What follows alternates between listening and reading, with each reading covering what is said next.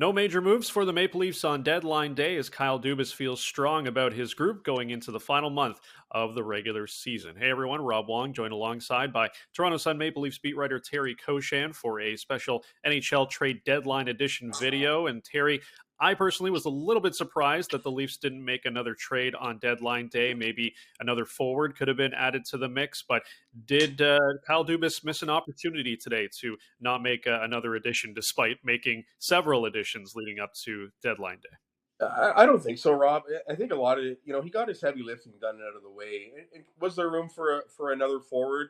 Perhaps, but it sounds like they want to save some money to sign Matt Knies once his season is done with the University of Minnesota.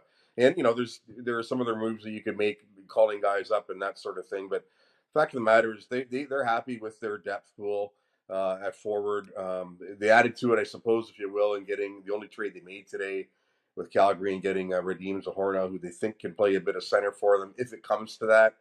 It's obviously not a pressing issue for Kyle Dubas and the coaching staff, Rob. But overall, I'm not overly surprised at anything done. I know there was talk about whether they're going to get goaltending insurance. Fact of the matter is, they know who their goaltenders are. Dubas has said for a while now he's confident in them. So that didn't happen either. And he was saying to us today, once he got those 3 trades done on Tuesday, he looked ahead and had a good idea that today was going to be fairly light. So 6 new players come in, all varying degrees of significance for them. We know that O'Reilly and McKee are probably the biggest impacts.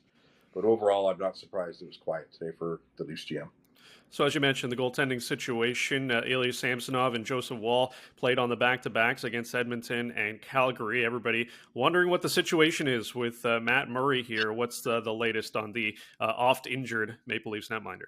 Well, he's just getting over the ankle injury in the final stage or stages of that, and likely to be activated this weekend, I would think, Rob. And whether he plays against Vancouver remains to be seen. The Leafs, of course, have the stop in New Jersey against the Devils on Tuesday before they return home to start, I believe, a 4-game homestand. So we're going to see him soon enough. Whether it's Saturday night in Van, I don't know about that, but he's just around the corner. He's been on the ice, and the Leafs are confident that once he comes back, he can pick up. Not necessarily where he left off, but pick up some of the better play yet earlier in the season. So he's right there. He comes back. I would imagine Joe Wall would then be sent down to the Marlies. They need that cap space anyway for that to happen, for Murray to come back. But they're confident, like I say, that he can come in and get rolling. But for all intents and purposes, Rob, Samsonov is the number one guy. And I don't see any reason other than for him to be spelled off every so often to get tired to really start running Matt Murray out there now. Let Samsonov be that guy for the next 6 weeks, as he has been, and he's going to be that guy going into the playoffs, I would assume. So you mentioned a name that's intriguing to many people, Matt Knies, the Maple Leafs top prospect currently with the University of Minnesota. Everybody wondering now at what point he's going to join the team. Could be as early as this month, depending on how Minnesota does, of course, with the college hockey playoffs. If you look at his potential, it's clearly through the roof, and the Maple Leafs did not move him in any deal here because they think the world of him. But are the expectations a little bit too much for a guy to come in and immediately make an impact from college hockey, you think? Well, look at I'm looking at it this way, Rob. The expectations are different on the outside and on the inside of the organization.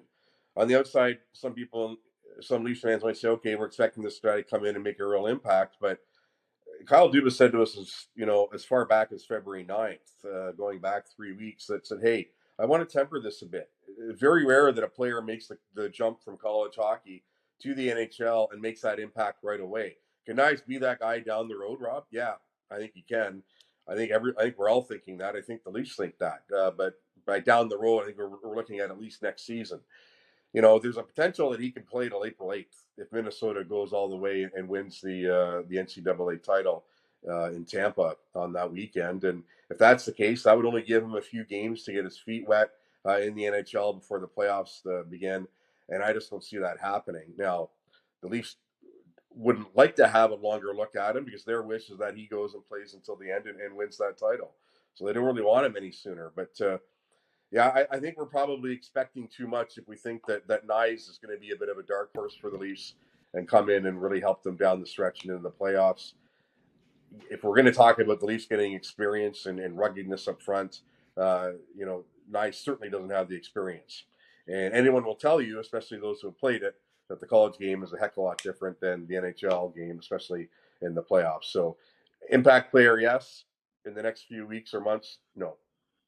Well, with or without Knies, the Maple Leafs have definitely loaded up for the stretch run here and heading into the playoffs. Let us know your thoughts on the Leafs in the comments below. Did they do enough? As always, you can find Terry's Maple Leafs coverage at the Toronto Sun and on Twitter at Coach Toronto Sun.